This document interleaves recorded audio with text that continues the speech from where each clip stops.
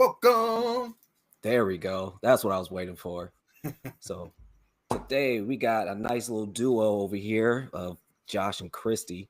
Both of you guys want to kind of tell us you guys a story of how you got into this, and then even maybe how did y'all get meet and decided y'all want to do some big reptile stuff together? Sure. So I got into reptiles about 15 years ago. I didn't even know reptile expos were really a thing, but a friend of mine brought me to one. And while I was there, I ended up chatting with a vendor, and he actually was looking to hire somebody to come work shows with him. And I've never been afraid of reptiles. I've always loved them. So got to talking to him, and he asked me, he's like, hey, do you want the job? So I went, sure, why not? That sounds fun. So I got to drive around to different shows, meet up with them, help vend the animals. Fell in love first with crested, but very quickly with a lot of species. And ever since, I've never been able to just keep one species. That was never enough for me. I needed a lot. so now hard. we have about Oh, there's so many cool animals out there. So now I'm up to, well, between the two of us, we have about 30 species of geckos. Love them all. It grew very, very quickly for me. I went from a single crested that I actually ordered from Pangea, was my first crested, to having, I would say, 15 species and successfully producing most of them within the first year. So very big jump, very fast. A lot of people are kind of thought, well, she's jumping in too fast. She'll get bored. She'll move on. Didn't happen. If anything, it got more and more involved. And I love the community. Love meeting people, going to the shows. So that's been a lot of fun. Yeah. Nice. Awesome. So I started when I was a little kid. Growing up, my dad had reptiles. So I grew up with Burmese pythons. We had iguanas, boas. We had a caiman. And my bedroom became kind of like a reptile room, even when I was a kid. And I started breeding when I was a teenager. I started with leopard geckos and ball pythons. And pretty much been doing it ever since. I mostly did snakes when I was younger. And then around 2012, I started with crested geckos. And since then, it's pretty much transitioned more to geckos than snakes. As for how we met, so we actually met through reptiles, big surprise. I was just going to So we met at Tinley. So at the time I was living in Virginia, Josh was living in Michigan. He was working with Pangea, and we met and just kind of clicked. It wasn't too long after that, he moved to Virginia from Michigan, and that was about, what, year and a half ago? About a year and a half ago. So, yeah, it's been a lot of fun being with somebody who loves the animals as much as I do. And it's also really great because we can work together. I know that I can trust him 100% with all the animals, vice versa, and we're all involved in all of it. So that makes it a lot of fun. I can only imagine. That's huge. It really is awesome. Now, is it dangerous that both of you guys like all these animals? Like, is it dangerous to be like, you know what? Let's go on Morph Market real quick, and like, and who's saying no? That's but yeah, nobody says no. We'll go to a show, and one of us will wander off around the show, and then come back to the table with a cup. And we're just like, okay, that's how it is. Just recently, I kind of impulse bought a Tokay gecko that Josh got to find out when it got here. So, yeah, there you go. Yeah, that happened. That's cool. Nice. So when it comes to your projects, do you guys like do I don't want to say communicate, because obviously you communicate, but do you guys plan together, or do you have little individual projects you go about yourselves, or do you guys like brainstorm together and say, let's work with this or do this, or do you just each just support each Definitely other? Both. Kind of... Yeah, both. Yeah. Majority of the stuff we do discuss and plan, but then both of us already had like our own projects when we got together that are still going. But for the most part, like everything that we do going forward, like we figure it out together and Nice. you know, plan it all out in advance. Nice. Yeah, luckily, we're both very open-minded when it comes to all these animals. There's really not anything that either one of us would say, "Nah, I don't want that. That's terrible." No, It's we great. talk Two about it. people have a passion. You can look at projects from Yep. two different angles. You could really help a project with two people that, have a passion. Even if you don't necessarily agree with something, it's another set of eyes. It's another brain thinking about Yep. it. It's Yeah, very that is cool. absolutely Very cool. true. Very And that's cool. actually something that's been really nice because even when pairing things, we still even work with crested geckos as well. And even when we're picking out pairings, it's so nice to see a different point of view and maybe see something or a direction the other may not have thought of.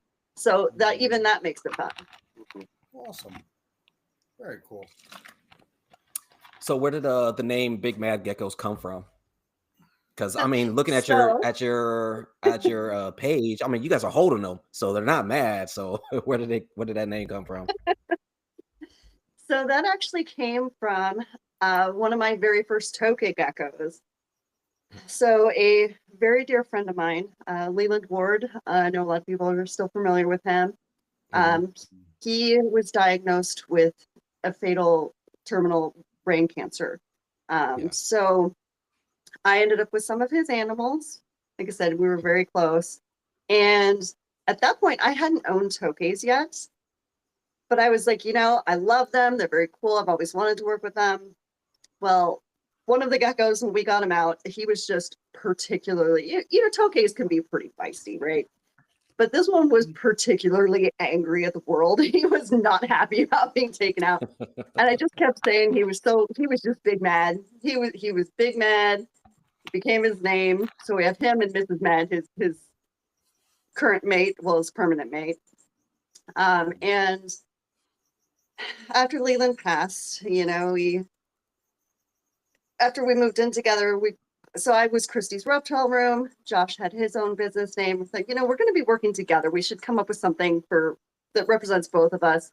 And with Tokay's being a big part of what we plan on working with, we just kind of went to that name. And it's kind of a little bit of a way to honor, my friend, but also to honor, such cool animals, such a cool species. It's a great name, and it fits. The first thing I thought of is Tokay when I seen the name Big Mad Gecko. I'm like, it must be, I must see a Tokay thing. It's very fitting. Very fitting. So, so we're going to talk about a few different things, but I know wanted to kind of get into so what kind of Tokay projects are you guys doing? Because I saw you got a bunch of different Tokays on there. I'm not up to date on the morphs, so what are your guys' goals with these projects? So right now, I would say the most exciting projects that we have going on are the double recessives. So albino candy dots are one of them that we're working towards. Yellow spot candy dots are another one. We're going to be crossing our shooting star male to a candy dot female, and that's pretty exciting. Albino patternless is something that we eventually want to work on. We've got multiple different granite pairings. Last year, we paired up a pair of granites that it does look like we produced visual granite babies from that pairing so far. They haven't been removed from the parents yet, so we haven't been able to take photos and share the photos yet. But the oldest two are about 3 months old now, and they do look like they're visual granites. So that's pretty cool. Okay. Awesome. We've got 2 more granite to granite pairings we're going to be putting together sometime within the next couple of months. We've got a paradox pair that the female is a dark-eyed paradox, and we don't know yet if these are going to be compatible forms of paradox or not. But that's another exciting project. We've got a striped pair that is awesome. Probably one of the nicest pairings that we're doing. We're We have so many projects, I forget what they all are at any given moment. So I'd I have to have, look I know I around have the your room. Instagram But, page up over here on my other screen over here. I'm looking at some of these things like, And we barely posted any of them. Like right now, we've got around 40 to 50 Tokays. really? And we've only shared pictures of a few of them just because we really aren't as good at posting on social media as we should be. yeah, Beautiful animals. Yeah, Yeah. well, thank you. you'd be a big hit Yeah. with these couple animals I'm looking at, you know. There's not too many We're guys, pretty people out there, excited. you know, there's very few people working with these things, you know. It's very Yeah. interesting. What's this black? Or is he like, is that a candy dot? He's like kind of black with yellow spots? Or gray with So I'd yellow have to see the spots? picture you're looking at for sure. I think Let you're me. probably seeing the yellow spot female. Just She's says got like yellow a spot. she's like a purple base with Real dark purple. real saturated yellow spots, and that's the female that we're going to be breeding a candy dot male to. The yellow spot female is the genetics on that are unproven at the moment because she's a wild caught import, but I'm betting that it's going to be recessive. So Scroll down, Jay. It's like on this right hand side, you'll see it. Right there. That yellow, that bad yeah, boy. that's the yellow spot female. Yeah, that's her. That thing, she's So, yeah, we're- beautiful. We love her. We really love her. I think the candy dot version of that is going to be very cool. Yeah, So what that's going to be a exactly really is the fun candy project. dot? So the candy dot, so it's going to be kind of a dark purpley base. I think do we have pictures up there? We have there's a couple of our candy dots posted.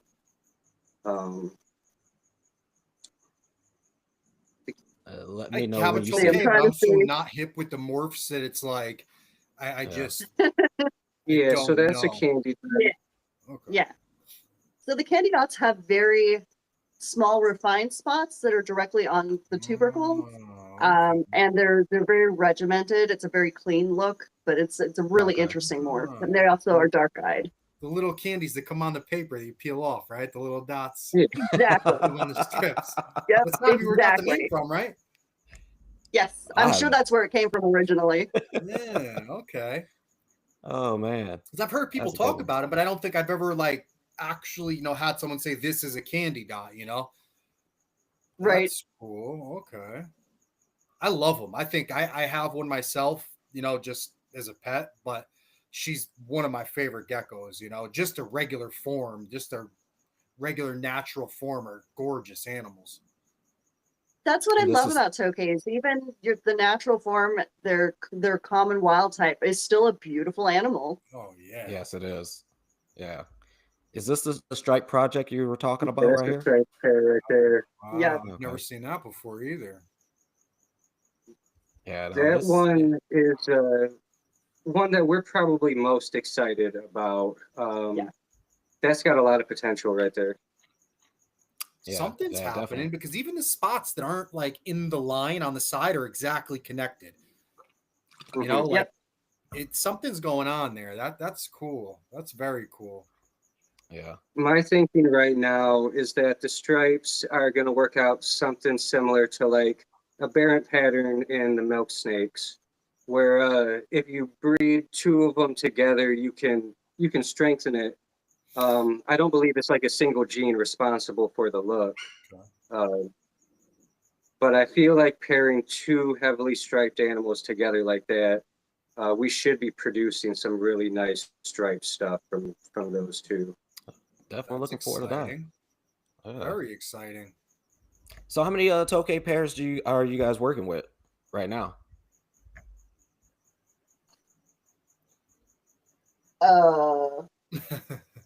That's an excellent question. That means that's a lot. That's what that means. Well, we have a lot that haven't been paired up yet that should be ready to pair this season. Okay. But altogether, I would say at least 15 plus. Yeah, Yeah. around 15 wow. to 20, somewhere in that range. That's Yeah, awesome. Yeah, we're So pretty excited about where these projects are going. you had mentioned that yellow spot female was imported. Did you guys import her yourself, or do you work with someone? Did you buy her from somebody? So we didn't import her ourselves. Bledsoe's Exotics down in Florida is who we got her from. A lot of they do the importing, and a lot of our wild caught imports have come from them. Okay, awesome. Not all of them, but a huge majority have. Very cool. That's a candy dot right here, right? Yeah, that's another candy dot. Okay. Very Damn. cool. Makes me want to get Tokays again. For real. I was The telling you, potential- dude, there's so much, Jay, and there's like nobody, no offense to you guys, but there's like hardly anyone doing what could be done. I mean, there's some few people, and those people are like super, Yeah.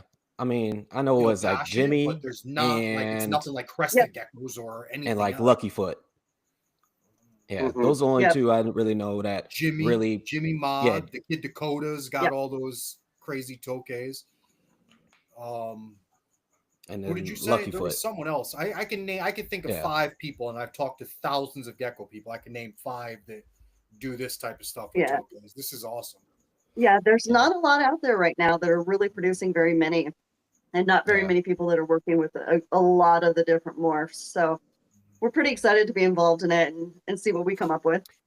So for those granites, because I remember back in the day they were talking about like it takes a while before they actually turn into granite. So are yours popping out granite already, or is it like developing over time? So after about a month, you could tell that there was something different. Like when they first hatch out, they look pretty much like a normal. But about a month or two after hatching, you could see that they're not normals. Like the base color is like gray, and they're very heavily banded, and they don't have the spots going on.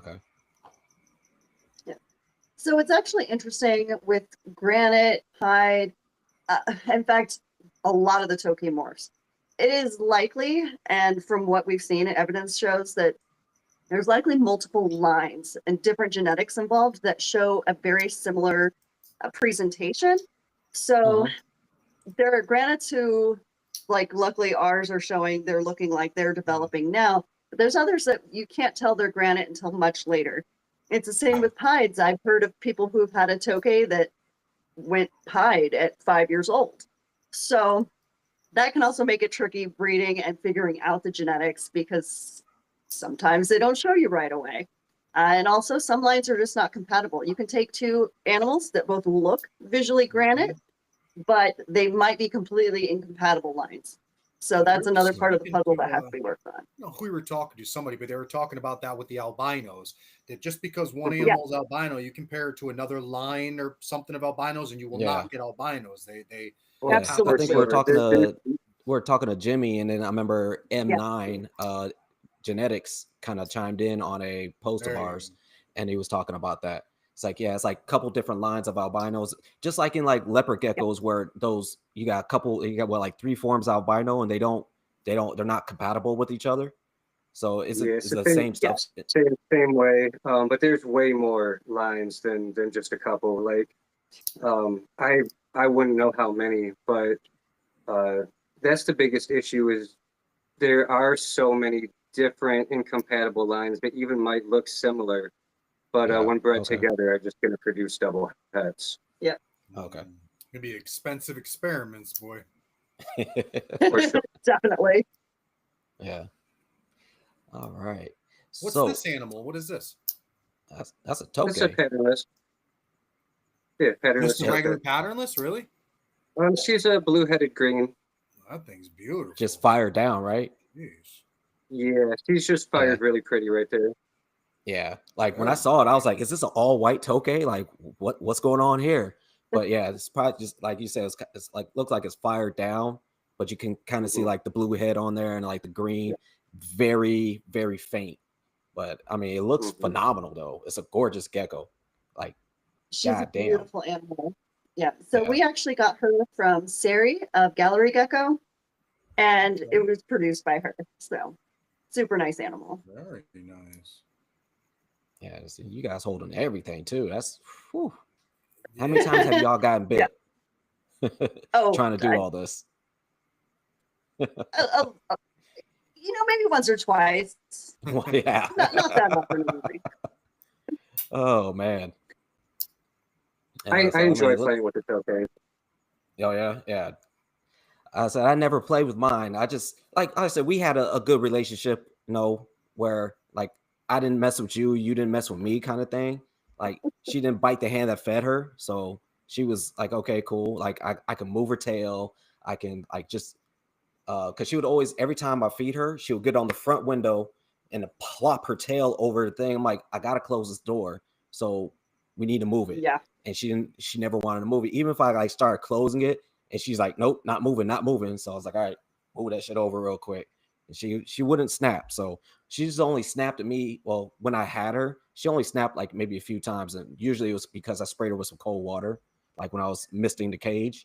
That's about it. She never really tried to like, snap or bark at me or anything like that. I mean, like I said, we had a good relationship where she know I fed her. So she's like, all right, whatever, cool. So also, like I said, I lost her too for like 4 months, but she was still kicking. I found her home, like I said, because I was throwing crickets out on the floor, like, oh, you're gonna live, you're gonna survive, you're gonna have food. And then one day she just showed up. I was like, all right, hey, what's up with you? I didn't pick her up. I got what was it? I got like a little container, got her, boom, made an enclosure real quick, threw her ass in there, she was good to go.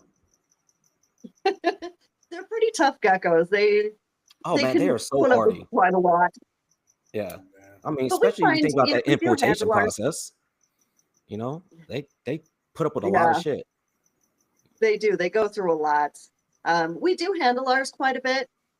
We find that Tokays are quite a bit more intelligent than your average gecko. So if their interactions with people have been pretty negative, it takes a really long time to earn their trust to the point where you can handle them without worrying about being bitten. Exactly. So we find we'll take them out and play with them for a while, and they usually settle down pretty well after they've been out for a few minutes. Yeah, mine's never bit me. She but like you said, they're I keep close to 15 different species of geckos myself, and she's probably the smartest.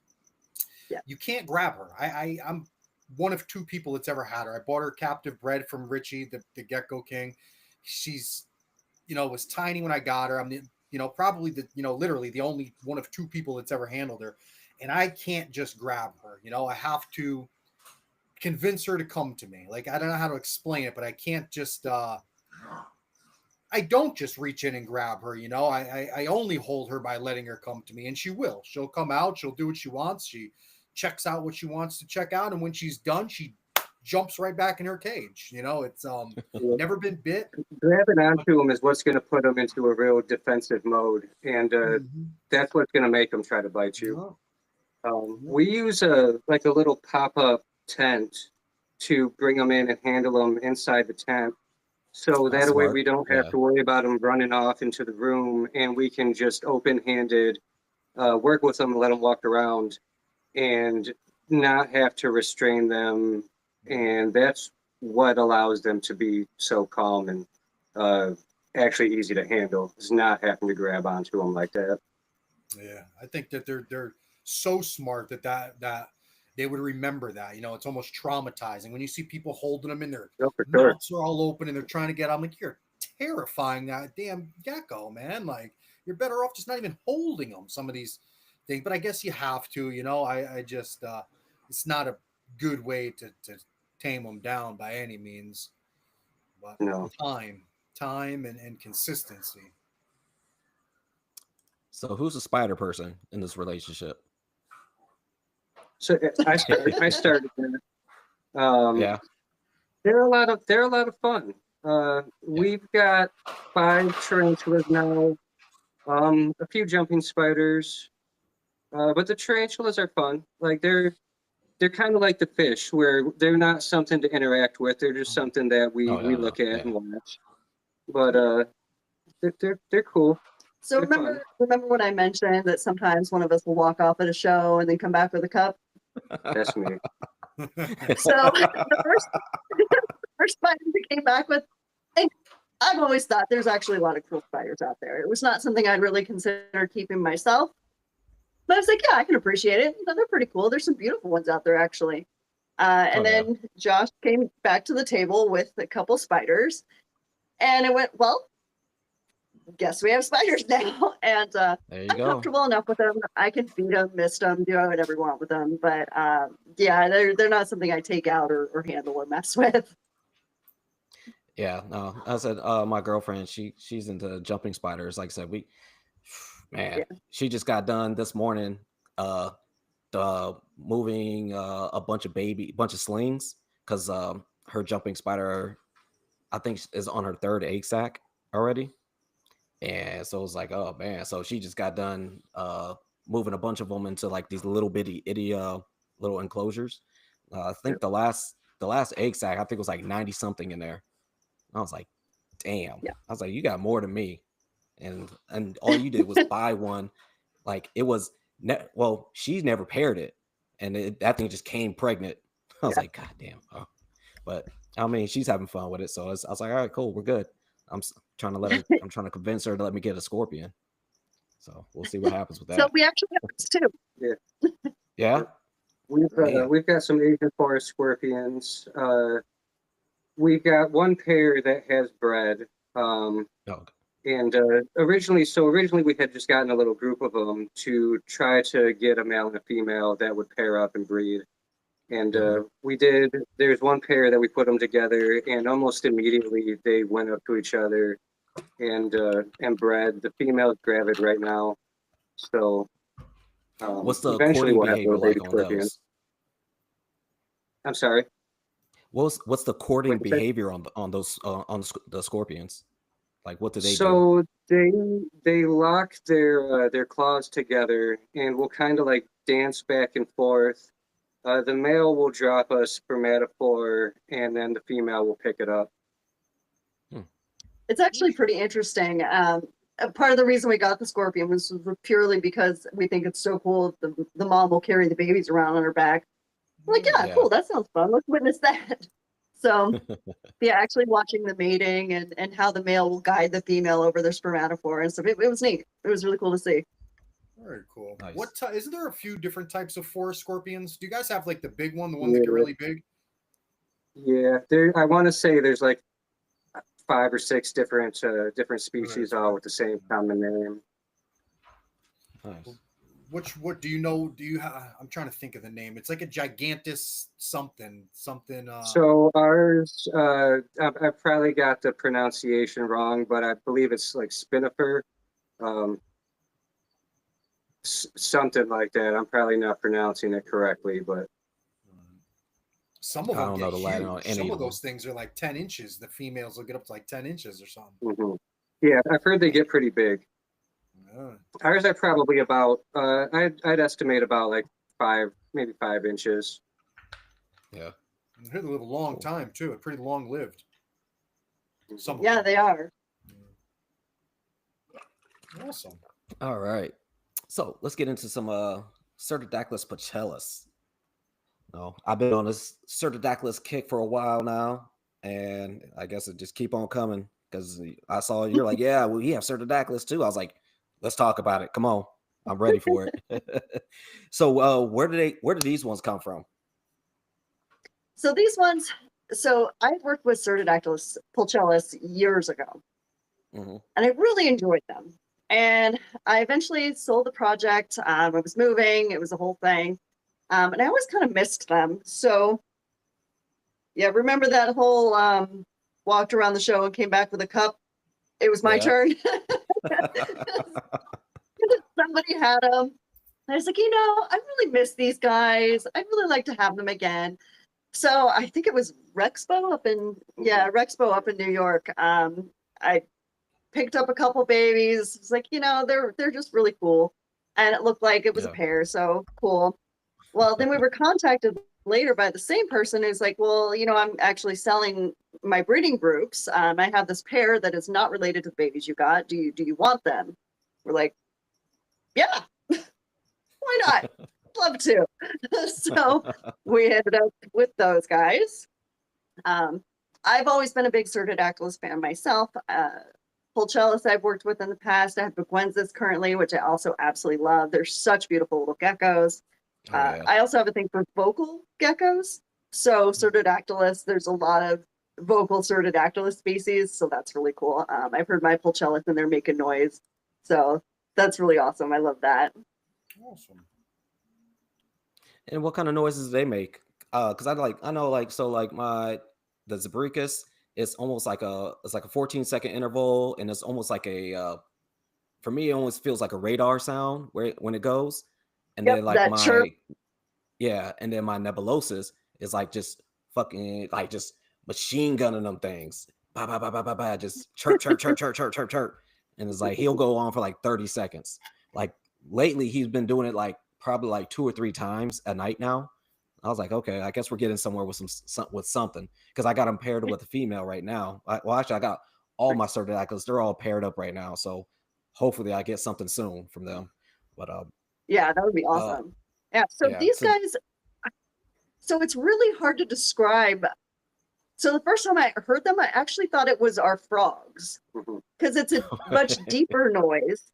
And Yeah. I was like, what the heck is that? And so I had to wander around the room. I was like, oh wait, no, it's the pulchellus. And I remembered that my pulchellus previously had made noise, but I didn't remember it being that sound. I remembered it being a little higher pitched. But that also goes into something that I'll also bring up in a little bit. But yeah, it's almost more of a deeper frog-like sound. And if we get lucky, they might go off. Don't know if they will or not. Their cage isn't crazy close to us, so I don't know if we'll hear it. But yeah, really interesting sound that they make. And they're not super vocal. They're not nearly as consistent as the Zebricus are. They kind of just, every once in a great while, we'll be down here feeding and we'll hear them. Yeah. Do you keep them Can in y'all a group? How do you keep them? Do you have just pairs, 1.1s, or do you have a group of them? Yep, pairs. Yeah. Can you hear them while your guys are upstairs? Are they that Not loud? those ones. I can hear the Zebricus, but I can't. We don't hear the pulchellus from there. Oh, wow. Oh, okay. Yeah, it's not. I know It's I not can hear nearly as mine. loud of a sound.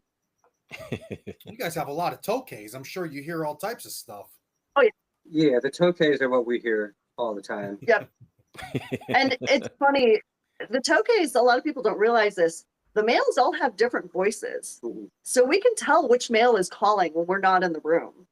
So it's Nice. kind of interesting you hear the differences. Maybe go, oh, that's a big green patternless. Oh, that's Mad Junior. Oh, so yeah, it's kind of cool. That's Nice. That's very cool, actually. That's a great It observation. really is. I thought so. I always wonder myself in a jungle, like, I always try to put myself in these animals situation and scenario. And if you were a male in a forest calling to a female, this female, you're not in sight, right? So she can't see your colors, she can't see your size. She would have to go one way or another, right? To one sound or another sound to follow or find this male. Now, what sense would it make for nature to make them all sound the same, right? Like, there has to be differences in sounds. We may not notice them, but there has to be differences. So I was watching this David Attenborough documentary one time, and they were studying poison dart frogs in the Amazon.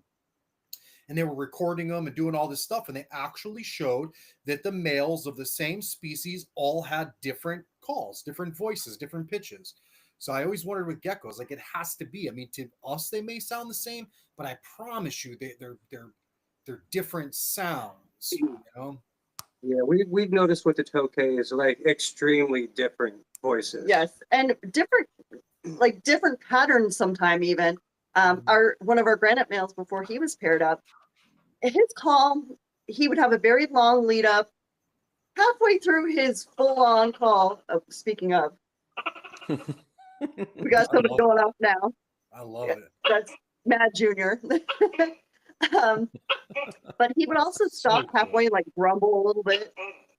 And then at the end, he would just kind of keep making noise even after he'd finished the call. He just got for like a good another 20 seconds. We're like, okay, buddy. That's cool. At least you Nice. have other animals in there that they can hear. I feel bad. I have some that will call out, but there's no other species to return that call. It's, kind of sad sometimes.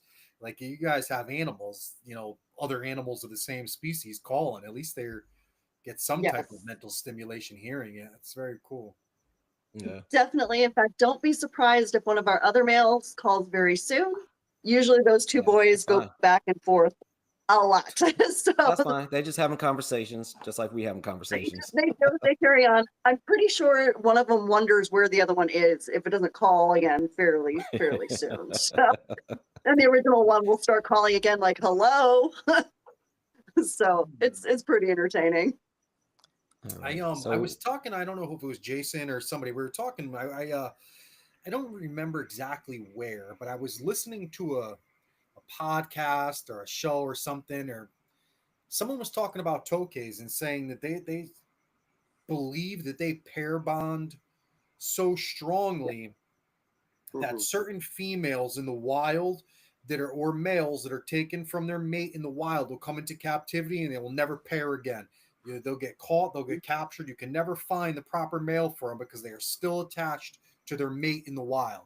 Like it literally Yeah, almost made me tear up. Like I felt so bad. Like it's Right? they'll spend the rest of their yeah. lives, another Once 20 years in a cage, waiting to hear that one call that they know is theirs. It's Damn. Yeah, once we put a pair together, they're just permanently together. We don't split that pair up. And we also, so any wild caught imports that we get them young enough that they've never been paired before. yeah, Awesome. We don't get anything that's fully Makes sense. mature and already, would have already been paired and bonded in the past. it's a good way to So do it. all of our imports, we get them young and grow them up ourselves, It's a partly great for way to that do reason. it. Yeah. I wish So more we got a people question knew in the that. chat. If more people knew that, they probably avoid a lot of headache. If you're buying mature animals already paired in the wild, you may you could avoid that if you buy young enough animals that never paired. That's Mhm. For pretty sure. smart. Yeah. So we got a question in the chat. They asked, how does the granite morph work? So nobody really knows yet. Everybody's still trying to figure that out. Um, there's only been a few of these there's only been a couple people that have been able to produce visual granites in captivity. And we don't have enough information yet to definitively say how this works.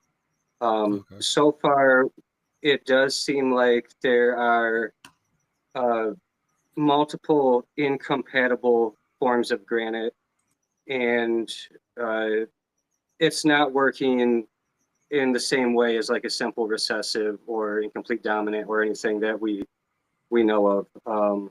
It's still trying to be figured out. There's some speculation that it could even be sex linked as well. So yeah, that whole morph is still being worked on. And it could be that there are expressions of granite that are simple recessive, but there's clearly some that are not. There just simply hasn't been enough work with granites yet to know absolutely for sure at this point. Yeah, my thinking, like my opinion and where I'm at on it so far is I think that it's likely multiple different gene sites responsible for the phenotype. Like I don't think it's just one gene. I think that you're gonna have to have multiple different gene sites active for the expression. Same with pied. And I think that's why it's been so difficult for anybody to reproduce these consistently. Yeah, because I always thought it was just like something that just develops over time. Like the pied, like they are born looking regular, and then like almost a few years And later, there's some that are like that. And so like within the granites that we have in our collection, there's multiple different forms of granite. Like they're all called granites, but they're definitely different in how it's expressing. Okay. Are these specific people's lines? Saying like, I know Lucky Foot has kind of. All of ours are wild caught imports. Okay. So there's two of them that we have that are blue and yellow. There's our two blue granites that are paired right now that we've gotten the babies from. We've got two other granites that are just blue base with black spots, like very heavy banding. We'll be pairing those this year. But the way that they fire is different too. Like some of them will fire in a way where they just go solid blue and all the spots go away. Um, there's other ones that, like, when they fire up, they'll still be blue based, but you can still see all the spots. We've got one that fires so dark sometimes that you can't see anything at all. She looks almost like just a solid, like slate gray color. Yeah. Granites are interesting too because they can fire like extremes both ways. Like they can go almost jet black or they can go like very light baby blue. They've got their normal like resting state where they're kind of like a gray, a grayish color. But yeah, they can fire super dark or they can go super light. Granites are pretty interesting because they're so different from all of the other Tokay morphs for sure. Extremely variable, which is going to make figuring it out more complicated, but also more interesting. So, Think there's any chance that they may be different genes? Do you think that the granites may? Yeah, absolutely, definitely, yeah, definitely. Nice. Well, definitely look forward to that one. You know? So, just back to some cyrtodactylus. Yeah. So, I think we're gonna be hopping back and forth. I already know it, because I love Tokays and I love cyrtodactylus. So, I know Ant, he loves them Tokays. He loves that the whole family orientated part of it. Like I said, because you don't see a lot of geckos or reptiles in general with that kind of behavior. So when you see behaviors like that, it starts messing with your mind. Like, that's okay, one what's of our going favorite on? things about it. Yeah, definitely one of our favorite things about them. So the way the parents will protect the babies and care for them, it's amazing. Yeah. Because we were talking with Chris last week, and because he was saying like standing eye, I didn't even know standing eye does that. So like where you can keep the babies in with them, and they'll help them, they'll train them to hunt and all that. Did not know that. It makes me want to get standing eye now. Like that is on my list to get now. Right? It makes them just that much more interesting for sure. Yeah, because I mean, visually, they never appealed to me. Like it was just all right, especially when they get older, the color starts kind of just dulling out. I was like, all right, I don't really care. But once he said, yeah, they, they're family oriented. They keep the babies in. I'm like, sold. I'm sold. So you might see those next year. I know you guys mentioned you left the granites in the cage. Do you do that with all your Tokay babies? Do you let the eggs incubate in the cage, or is that just something you did for them? Absolutely. We don't remove the babies from the parents until they're around like 5 months old. Yeah. And the reason is the babies absolutely thrive better when they're with their parents. The females very purposely pick out where they lay their eggs so that they're at an optimal condition. And the way they guard and take care of the babies, I mean, we don't have to worry about a parent hurting them. And they grow significantly faster. The people we've talked to that do pull eggs and artificially incubate for one reason or another, they said they saw much, much lower growth rate in the offspring. So we leave them in there, let them thrive, let them do their thing. And then when they're old enough, then we go ahead and pull them. Have you ever experienced a female eating an egg? No, only infertils. That's what infertils is. I was talking to Dakota. I was supposed to talk to Dakota about New Caledonian geckos, and we wound up talking about Tokay geckos for 3 hours. But he was saying that some of his females, like if the female doesn't believe an egg will make it or it's infertile, she'll eat the egg. Yeah. She'll eat it. They're really into, or they'll even lay the infertiles in different spots, and they lay. It's just the intelligence for them to be so aware of these things. It's I don't know how they're not more popular than they are. Like I came up in the 80s and we only had so many animals, like in Tokays were one of them, believe it or not.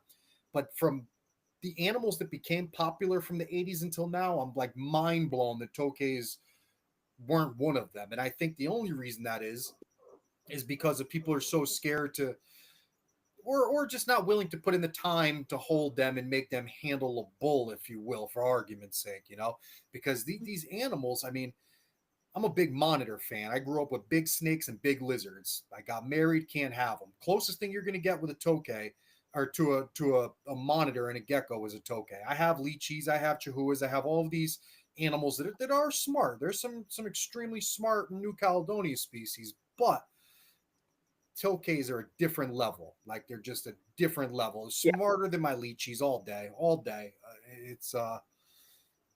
I think tokays are going to see a lot more popularity as more of the morphs are more readily available.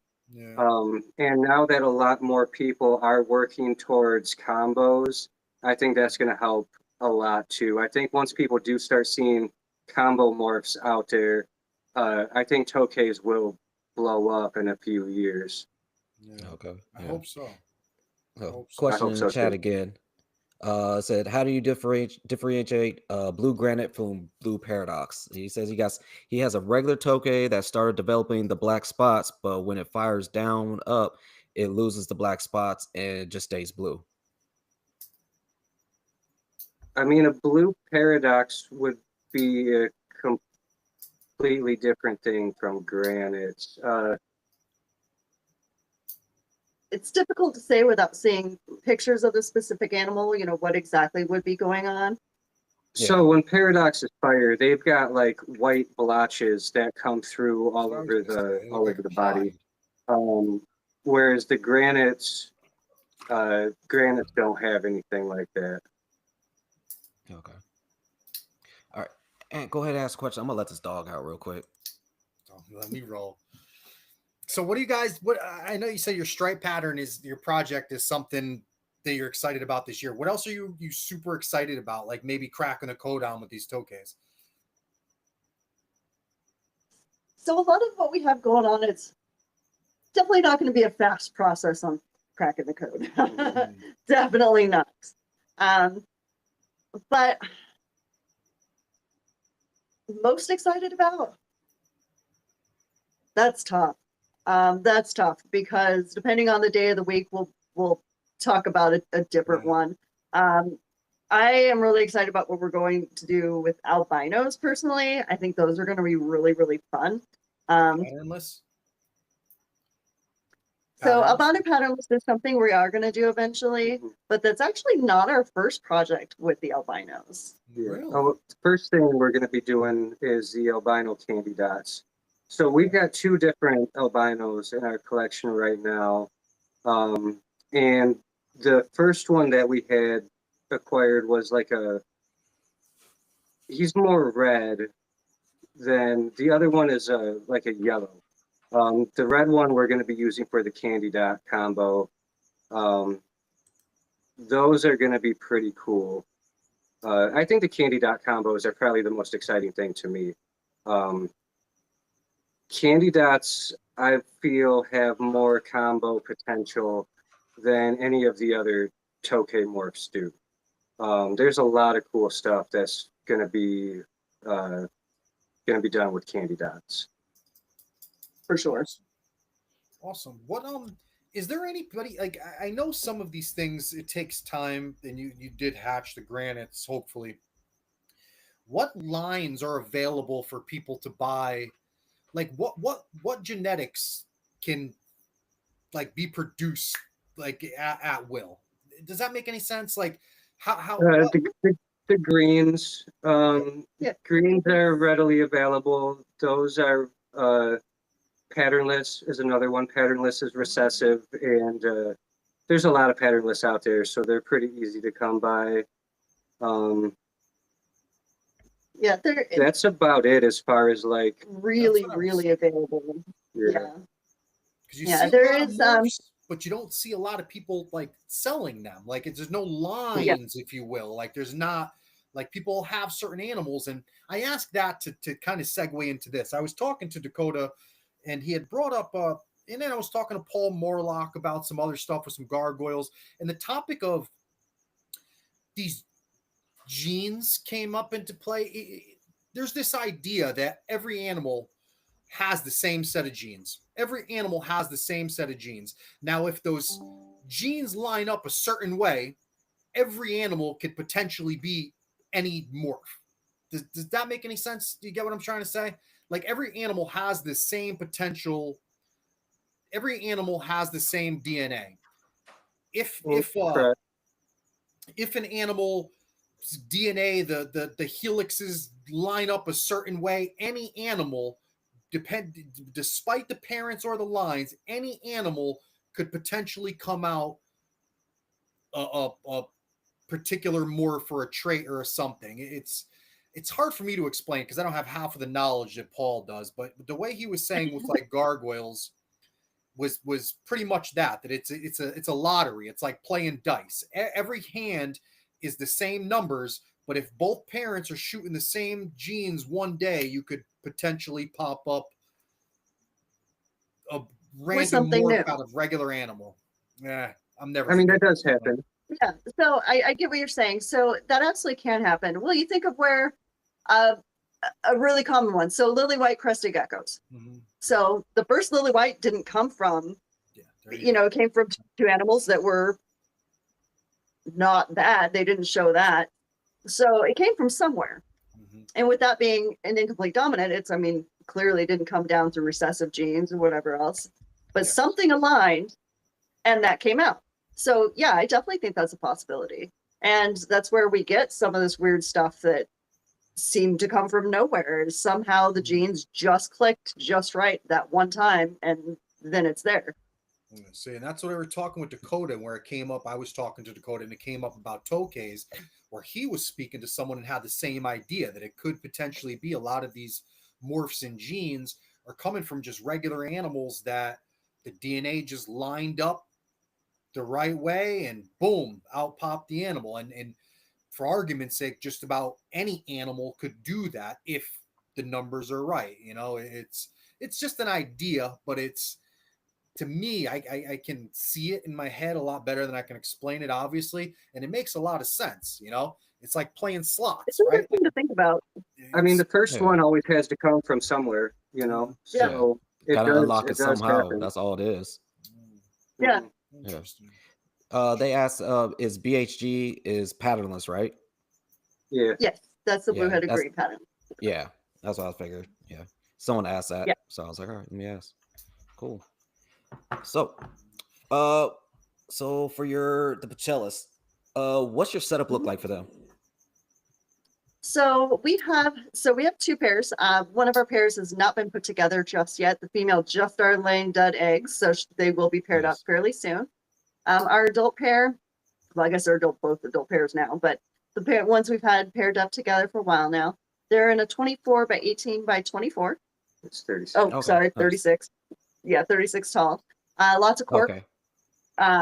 It's got drainage layer, substrate. So you're just going full bio? Substrate, we're using eco earth and like a repta chip mix. Yeah. Yeah, pretty much it's just packed really heavy. A lot of cork tubes. They spend the majority of their time up off the ground, climbing around in there. So, nice. They really do. They really don't spend much time on the ground at all. Given the opportunity to be up off the ground, that's where they are. I've never once seen them on the ground. How big are they? So, gosh, I've never actually measured them. I would say nose to tail, probably about 8 inches. Okay, that's a nice size gecko. Yeah, they're super nice size. It's a nice size enclosure for two of them. Yeah, it is. It's probably a little overkill, but we had it available. And we're like, they'll do well in there. So we went with it. I got my Zabracus in the 30-gallon. So and see, and Zabracus are so active. That's awesome to have. Yeah, the pulchellus are a little more laid back. Climbing. Oh yeah. Yeah. Because I saw you holding it, and I was like, "Oh, is this a holdable gecko? Doesn't mind it?" Because I know, my Nemelosis will tolerate it for like a hot second, and then they'll just scurry off. Like, all right, I'm over this shit. Like, I'm out of here. Like my triatus, no, don't even try. I try to pick them up, and they just squeal like a pig and run off. They are fast as hell. Like they're like day gecko fast, but on the ground. So it's like, yeah, I'm over. Yeah, and then like They do I okay with mean, handling. Like yeah, when they will try to run away if you just reach in there to pick them up. They'll run away. But if you do pick them up and get them out of there, they're not too bad. No, the female actually is pretty tolerant of it. I've had her out multiple times and to just check her over and stuff, and she's just like, "Yeah, all right, I guess we're doing this." And then she's happy when I put her back. The younger male that we have will bite and latch down like a Tokay. Yes, he thinks oh he's really? being tough. Yeah, he does. Of course, their So bite obviously is not anything serious, but yeah, he'll let you know he's unhappy. all right. So question in the chat about so for the BHG, is that simple recessive or codom? Recessive. Recessive. Okay, Yeah. cool. The patternless is recessive. Okay, gotcha. So do they for these pulchellus, do they like to take bigger prey items, or you feed them a little bit smaller? So I would say they would prefer larger over smaller. A lot of the cyrtodactylus seem to. Yeah. Ours, because crickets are our easiest source because we have so many animals, they get large crickets.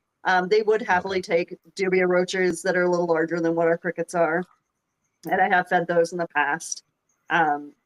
They do tend to prefer stuff that moves around a lot. I had tried with my previous ones, and some of them will take some different kinds of worms. Some of them are like, eh, but it depends on the Yeah, individual animal, it seems like. yeah. I think I put worms in the bowls and put them in some of these enclosures. Didn't touch them at all. It was like Yeah, they they're just mostly like, no, ignore. we need some Mine we need movement to entice us to go ahead and actually try to eat it. I was like, all Yep. right, well, give this somebody else in because you guys don't want it. Even wax worms, they're like, nah, I'm good. It's like, damn. Yep. The Even only the way I wax worms? successfully got them to take any worms was my old when I had them originally. Sometimes I'd have hornworms, and if I tongue fed them hornworms, they would take them. But if I just put them Yeah. in something, they'd just get ignored. Oh, okay. Yeah. I haven't even tried hornworms with them yet. I mean, even a lot of my stuff doesn't even want hornworms. Like every now and then, like my chihuahuas will. Like after she lays her eggs, I'll give her hornworms, waxworms, silkworms. Then Sure. she'll take them. But after that one round, she's like, I'm over it. Just give me some cricket, and that's it. I'm like, all right, cool, whatever, fine. It's cheaper on me. Shit. Right. Yeah, no, because I mean those silkworms are expensive. So are those hornworms. They get real expensive. Yeah. Well, and they grow so fast that it's kind of a pain to keep, if you have them around for any length of time. They grow so big so fast that it's like, okay, well, Yeah. we have a couple tokays that'll take them, and that's where they go. Yeah. So we tend not to buy very often either. Man, that's the one thing I did miss about my Tokay. She was a garbage disposal. Didn't matter what it was. Like, I was like, corn snake didn't want this little pinky. Come here, Tokay. There you go. Bop, bop, bop. And like, man, like even sometimes I feel bad about for the rodent because it probably got like 36 concussions while he was beating it on the wall.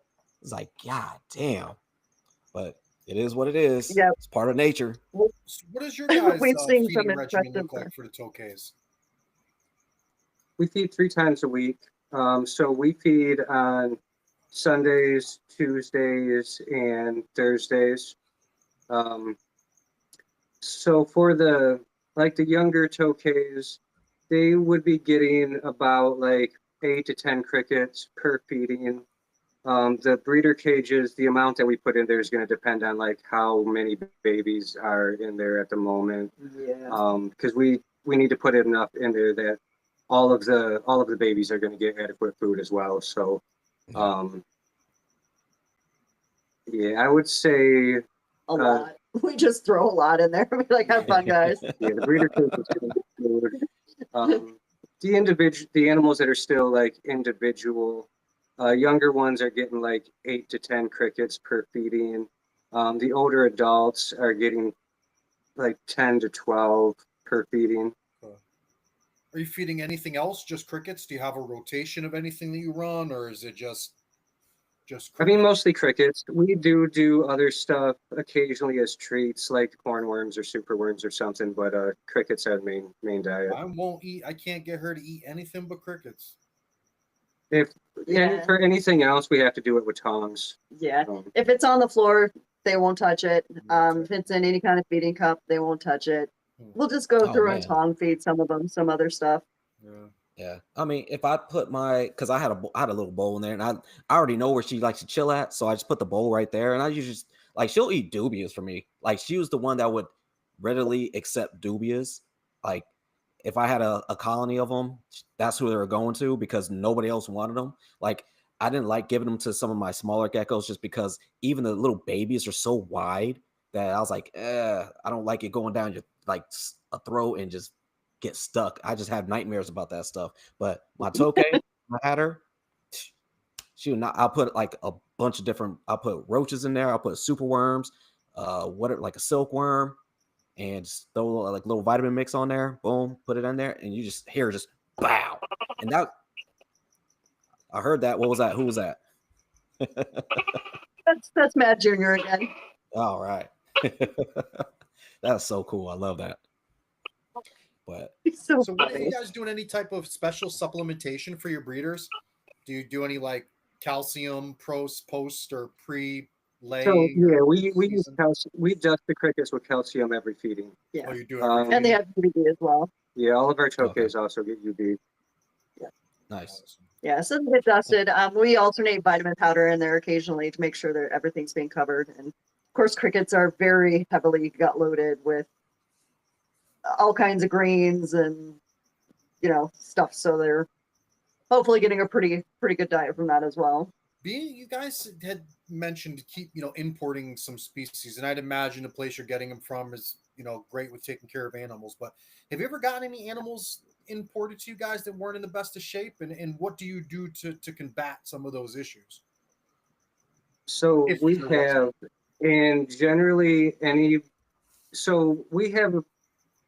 we have pretty high standards, and sellers that don't have as high of standards as we do, we don't do business with them. Makes sense. The people that we get our animals from now, like everything is in good shape when we receive it. Like we have received stuff in the past that's basically like a skeleton with skin, and I won't mess with people that are okay with selling animals like that. I feel like if you're going to do this, you need to take care of the animals. absolutely. Yeah, so like you're saying, blood zoos, when they get Tokays in, when they do their imports, their animals are going to be hydrated, they're eating. If they treat them for parasites. So we know before we ever get them that these animals are going to be fine. They might still be a little thin, but they're not going to be on death's door skinny. I mean, they're imports. You need to put some groceries in them, but they're going to be fine. Are you quarantining those animals, or are you comfortable with where they came from? So we pretty much quarantine everything just as like a standard practice. Our collection is too big to not do that. Yeah, the risk is just not worth it. I hear you. Yeah. I got one time. Jason will tell you. I had all these other animals, but I always had, like I said, as a kid, Tokay was one of the first geckos I ever had, and I always loved Tokay geckos. So when I started getting all these new Cal geckos, and I'm spending thousands of dollars on individual chihuahuas and lychees and stuff. And one day I was just like, I want a Tokay. I don't care how much it costs. Just let me get a regular old plain old Tokay. Well, I made a mistake and had a buddy of mine that owned a pet shop order me one.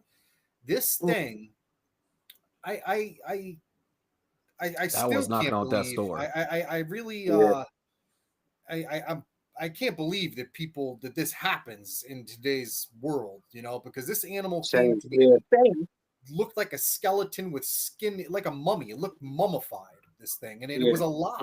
We have in the past had a couple animals shipped to us like that. But yeah, it's not okay.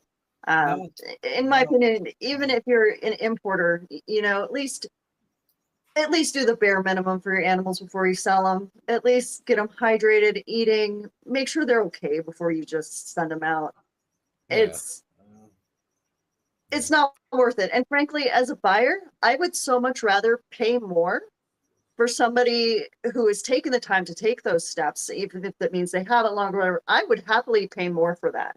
Absolutely. I paid 20 an bucks for animal the first than- one. I paid 300 for the second one. Right. I would have rather spent the 300 Yep. the first time on the one I have now than the $20, whatever I spent on that first one. And just the fear, because I brought her into Exactly. my room. I had her in my gecko room, and I guess I wasn't really thinking straight because I didn't touch anything or do anything, but I brought her in here to set everything up. And I planned on quarantining her in my laundry room with some of the other stuff I had out there, but I brought her in here when I realized how bad she was and the things that I went through to it's so not worth it. Like the anxiety, the stress for days. I'm worried about what did I touch, what did this, I'm bleaching my carpet. I'm doing all types of ridiculous things because I worked myself up into a tizzy over this animal that I should have never have bought.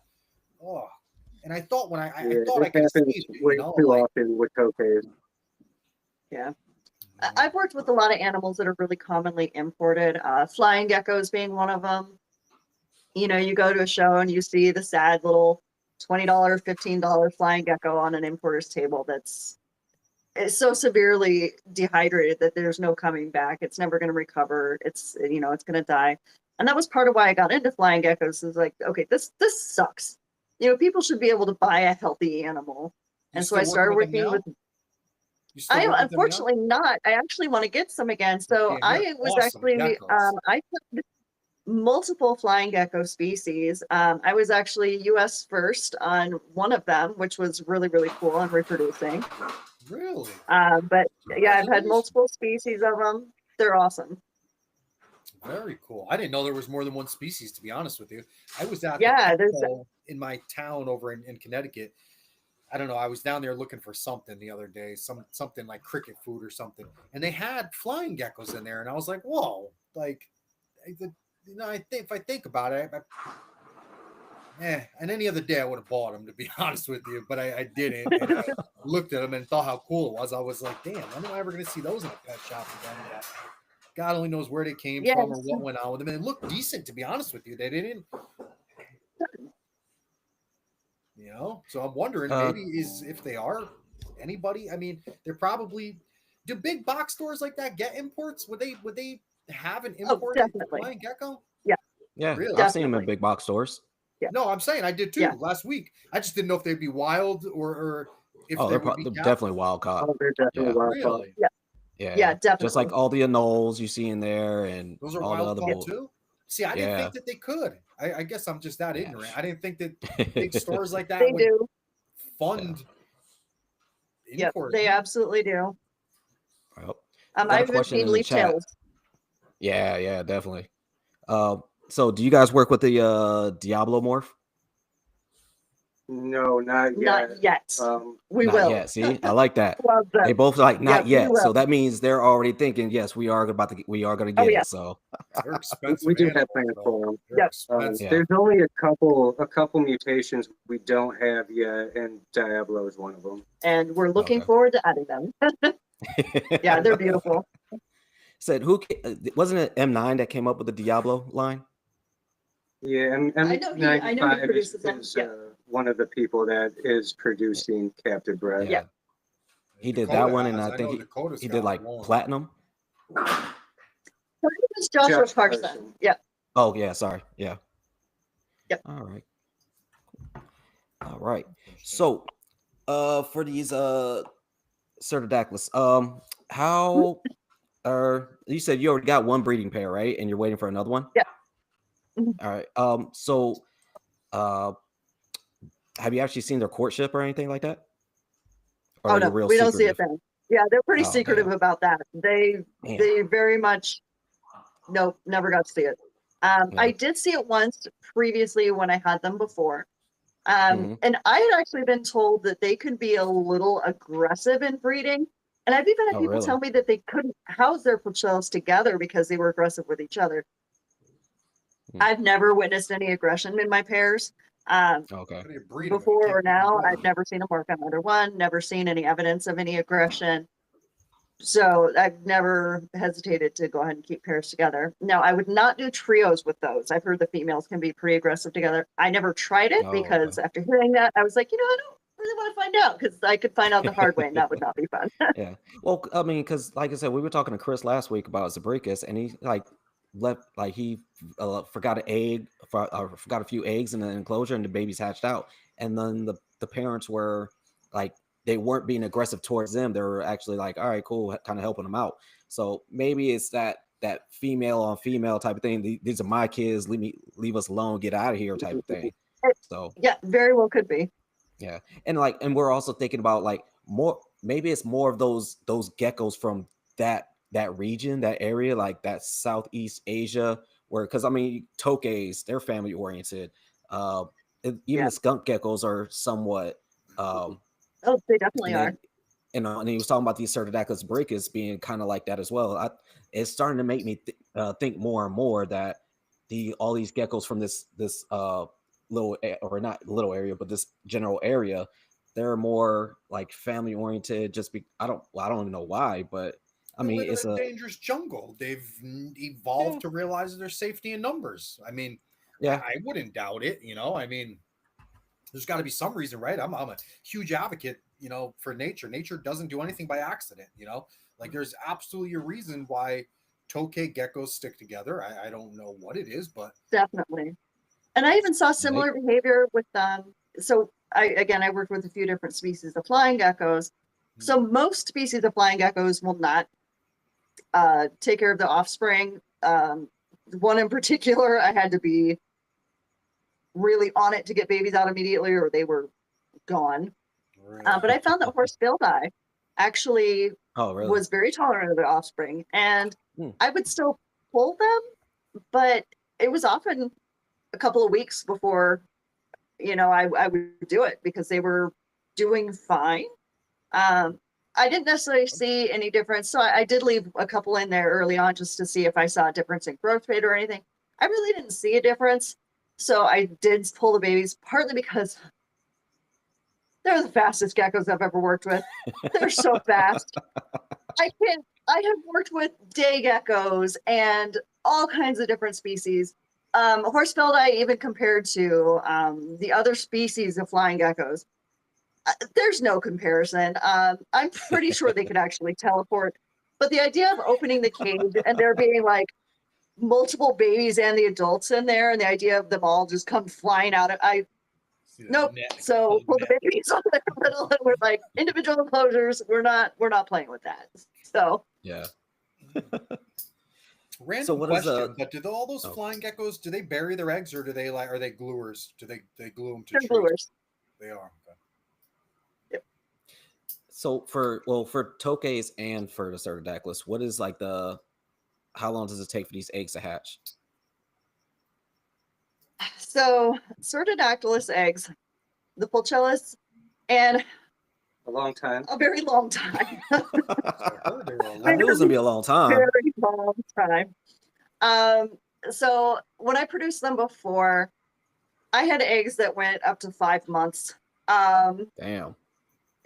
It was it was to the point where I was thinking, these eggs can't even be good. Like this, they can't even be good. And then suddenly they would hatch. And the really cool thing about cyrtodactylus babies, they pop out pretty big. They're not tiny babies. They are pretty hefty and big. And I mean, just really solid right out of the egg, which I loved. The pattern on them is so beautiful when they're babies too. Like they're really cool. Voracious eaters right out of the egg. They just nice obliterated anything I gave them straight from the start. So that was very cool. With the Tokays, we see anywhere from 90 to 150 days, depending on where in the cage they lay them and the temperature at where that egg site is. Yeah. The cyrtodactylus, are they hard-shelled eggs or are they like a leathery type of egg? They're hard-shelled. They are hard-shelled. Yep. So for your incubation, are you letting them hatch inside the cage, or are you taking them out and put them in like a deli cup and Are you using like a different kind of medium or anything like that? So I do pull the eggs for those guys. So with a lot of hard-shelled eggs, if they get too wet, they swell and crack and break. So to make sure that doesn't happen, because we do miss the enclosure pretty often. Obviously, we do it daily. So I do pull those. I put them in a large jelly cup with hatch media in it, and then the egg itself sits in a cup of dry media inside the same incubation. So the bottom Okay. media will be wet, and then the actual Yeah. media it sits on it will be It dry. seems like a lot of those, like Eurypletus, the Yep. cyrtodactylus, like Yep. Very Homophilus. similar. Yeah. Okay. Yep.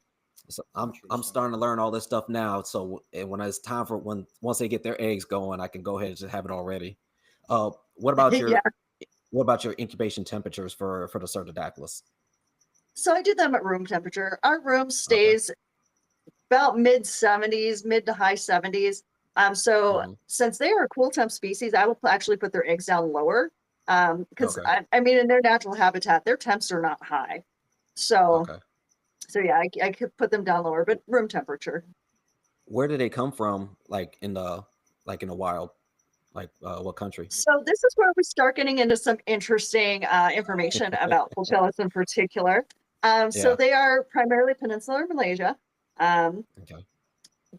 However, so there has been a lot of geckos that have been identified as pulchellus that are, for a long time, it was thought it was different locales, but it's not. There's actually a lot of different species that are very, very similar, that are all in kind of the same range. So it's Chris was actually talking very about this. possible. I think there's a high probability that the first pulchellus I had actually were not, Yeah. because the ones I have now look to be more true to what the true pulchellus are supposed to be. Okay.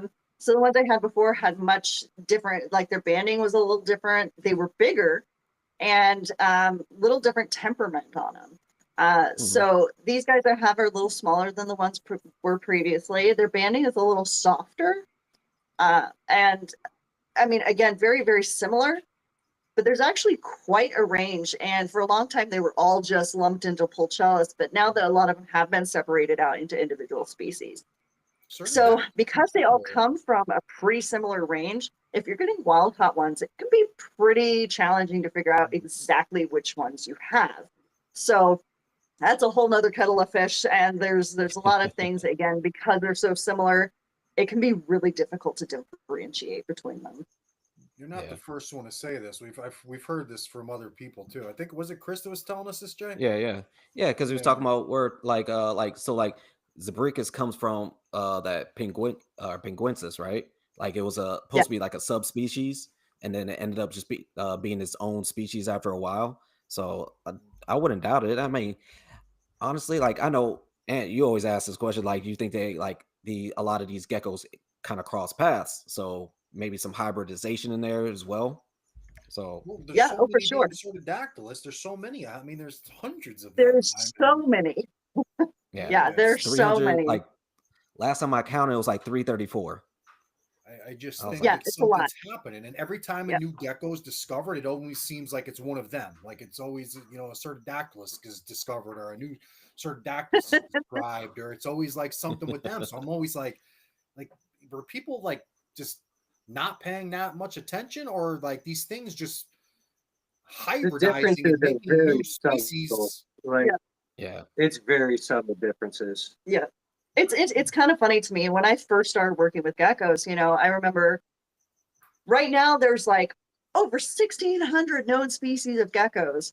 Now it's like, oh yeah, there's like over 2,000 known species of geckos. Yeah. So yeah, more and more discovered, or species are being split up into, or in the case of flying geckos, they decided to actually move the flying gecko genus into gecko.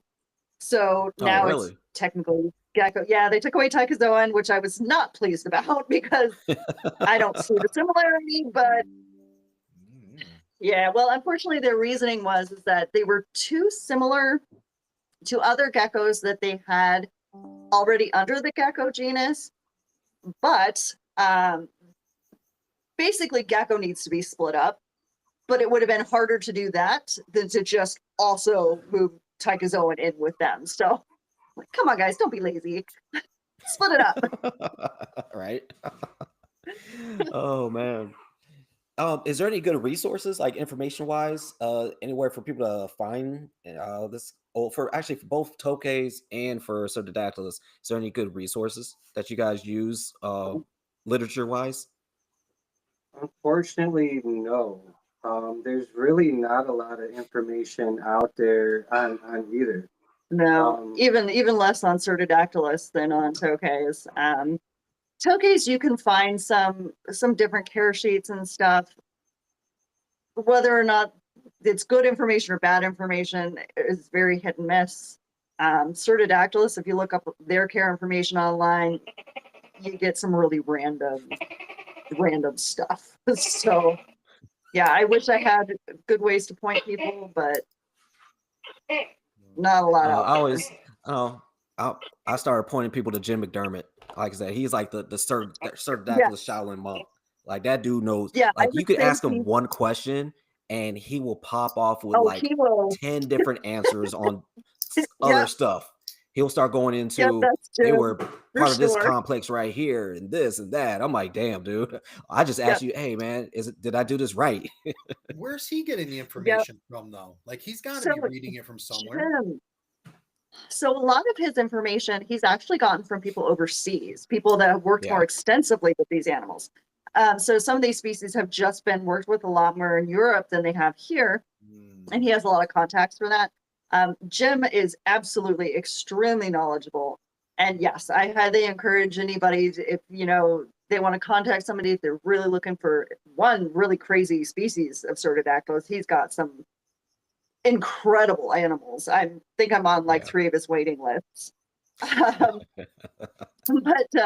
he's also a really good guy, and he's happy to share his information, and he's very knowledgeable. I've been trying to get him on this podcast forever. Keeps turning me down. It might be a challenge, but yeah, he'd be amazing. That can tell you, I would definitely watch it. He's a good guy to talk to. Yeah, definitely. So, so you've hatched these pulchellus already before, right? Yes. Well, so what? If they were true pulchellus, but either way, yeah. But so how were you housing the babies? So the babies I started, because they were so big, I started them in 10-gallon tanks. They were so big, so active, and such voracious eaters, and so busy that, yeah, I started them in 10-gallon tanks. And I set them up very similarly to the adults, just in miniature. Okay. Yeah, they had so UVB lights on UV. Yeah, okay. All that stuff. UV, crickets. They hatch out eating. Happened. Did you give them any heat at all? So in my previous place, I gave them more heat than I do currently. So I had a cooler room at the time, but this room stays pretty warm. So aside from the UVB lighting, we don't really have extra light, anything extra on them because they don't need it. So our room in the summertime gets up to 80 degrees. Again, because we have Tokays and stuff in here. So yeah, so they really don't need supplemental heat. Yeah. What was about what brand of UV are you using? So right now, I think we have the Zoom Med. I've used both Arcadia and Zoom Med, and I think this last one I did the Zoom they both put out some heat too, so that's why I was asking. Yeah, I know there's some UV bulbs that don't put out any heat, but I know Arcadia and Zoom Med do.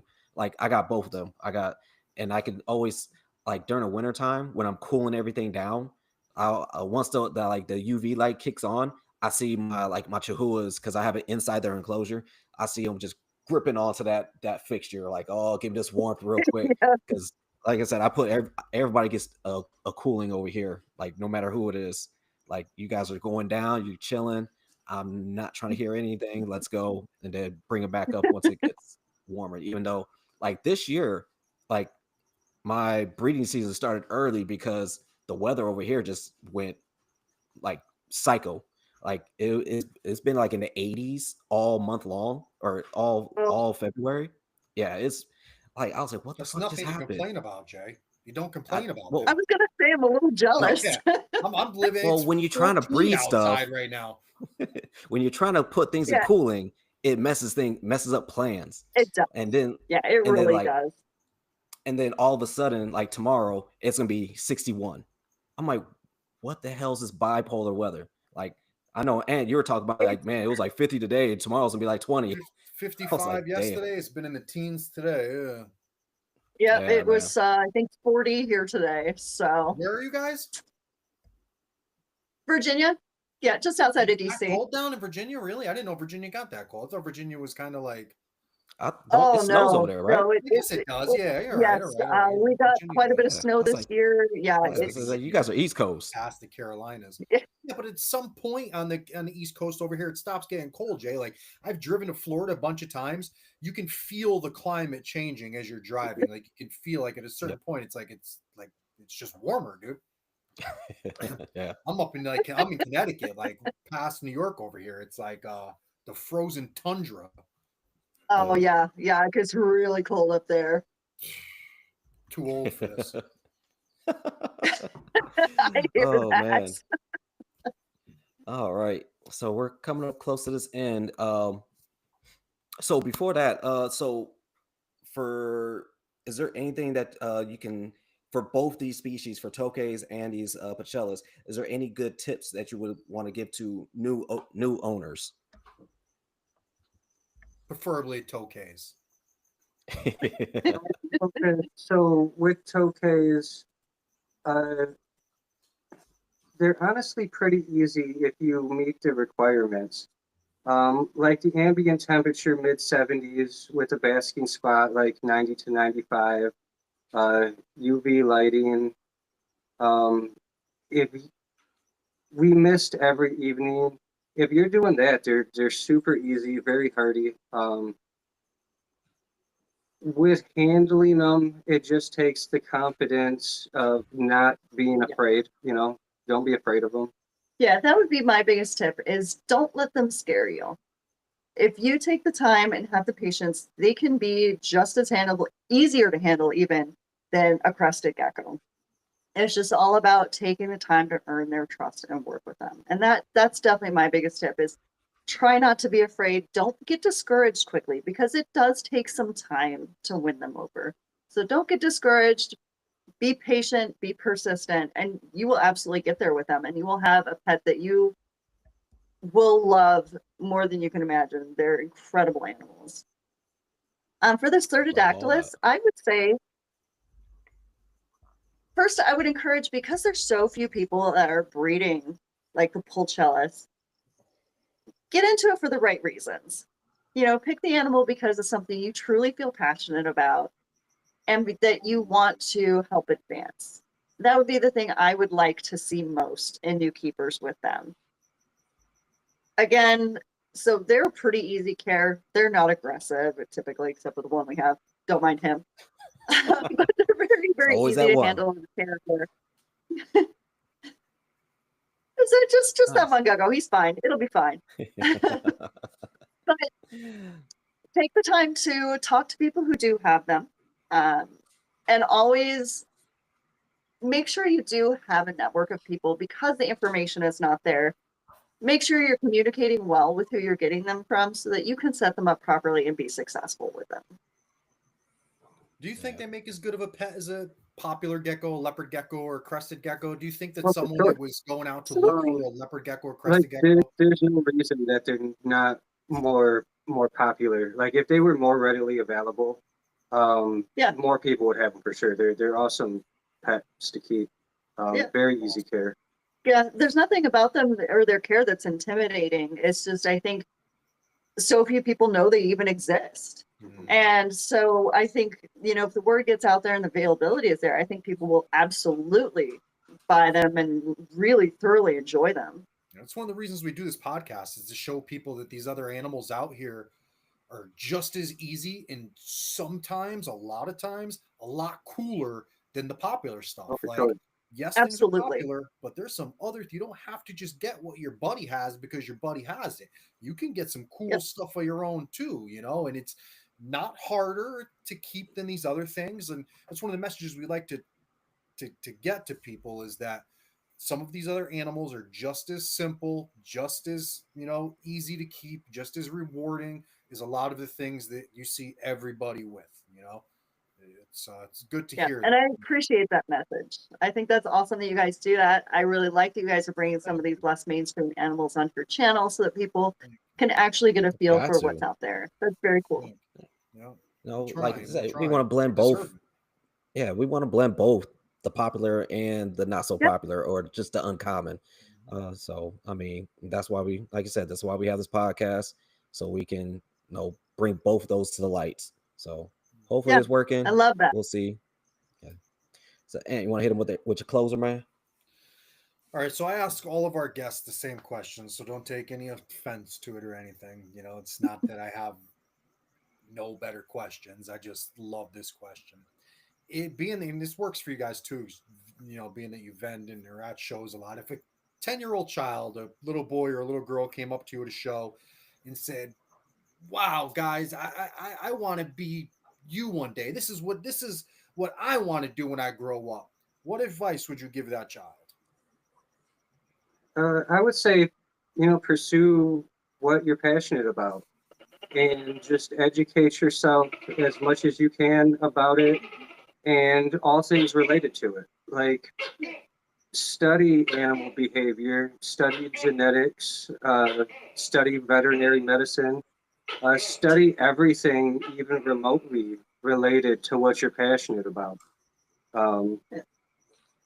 Do it because you love the animals, and don't chase the fads.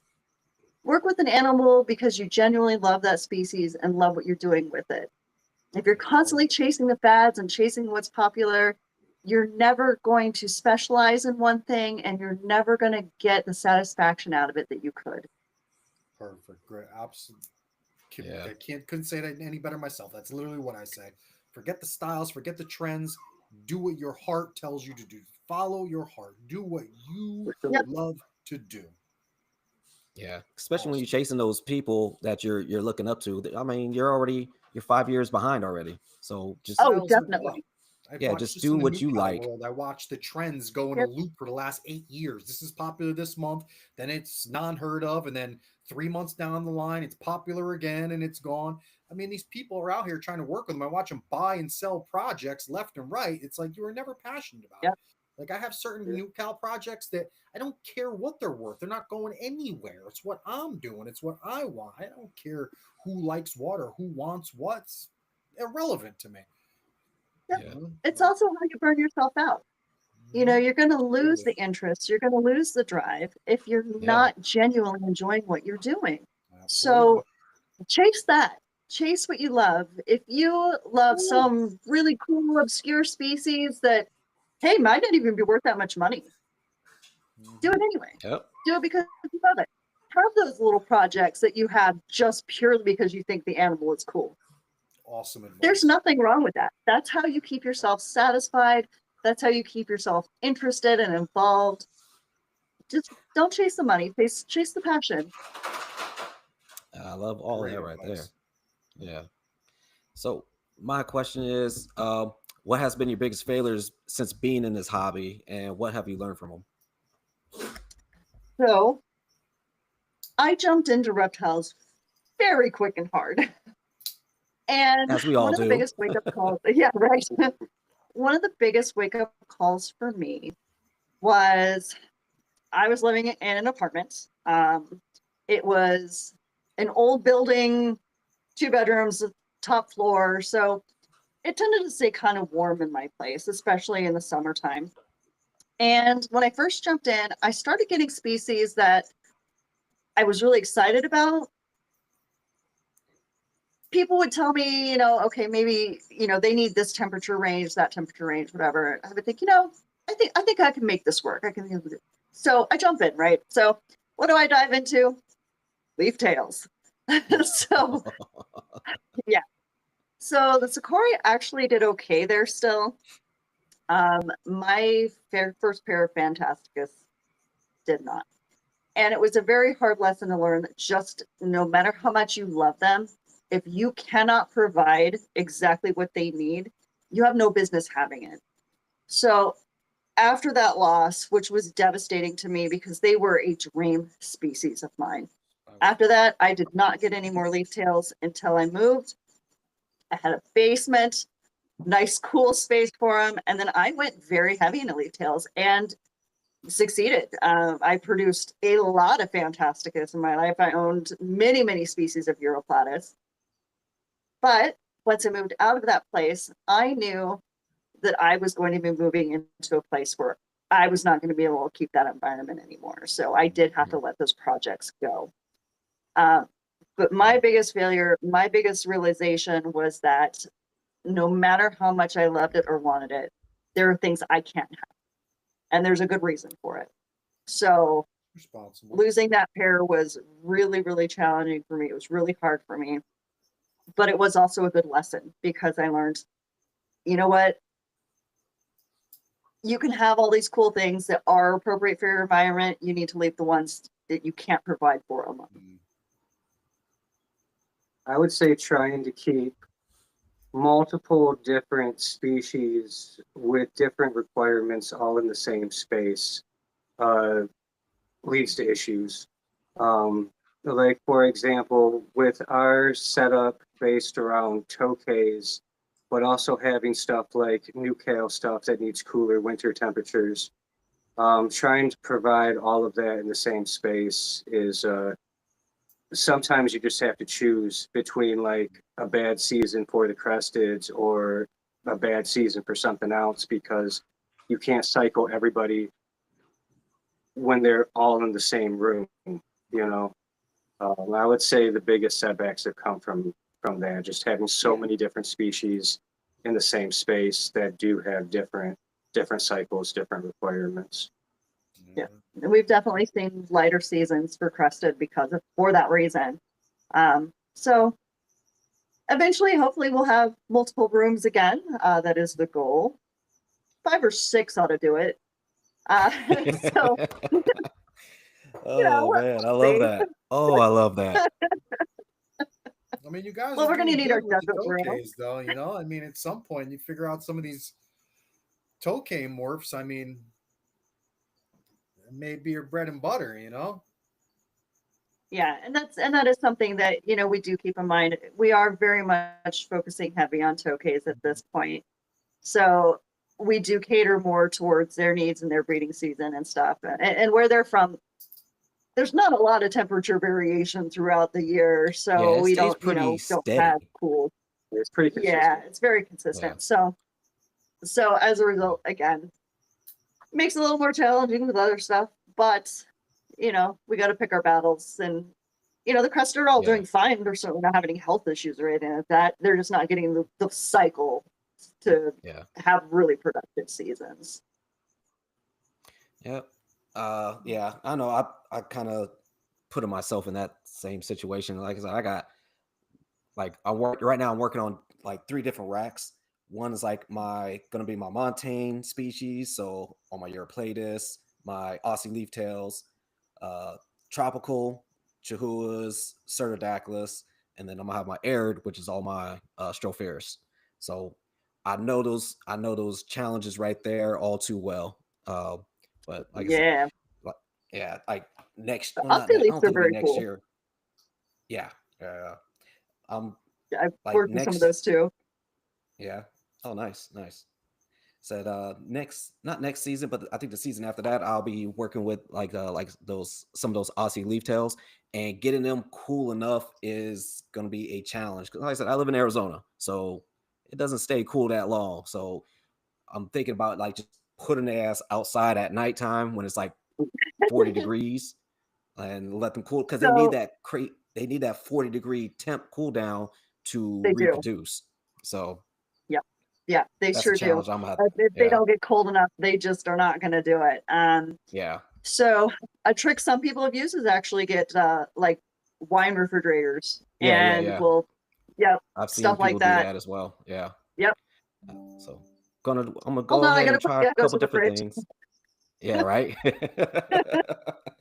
Yeah, I'm gonna try a couple different things and see what happens, and then we'll go from there. So where can everybody find you guys at? Instagram is the best place. at Big Mad Gecko. We have Facebook too, but pretty much everything is just posted to the Instagram and then just shared to the Facebook. Yep. And Okay. also You guys the email got is Morph Market? bigmadgecko@gmail. Okay. Do you guys have Morph Any Market? shows you guys got coming up? Yeah. You guys. Yeah. Yes, so we actually have Rexpo coming up at the end of the month. Mhm. So we'll be up there for that. I love that show. It's a lot of fun.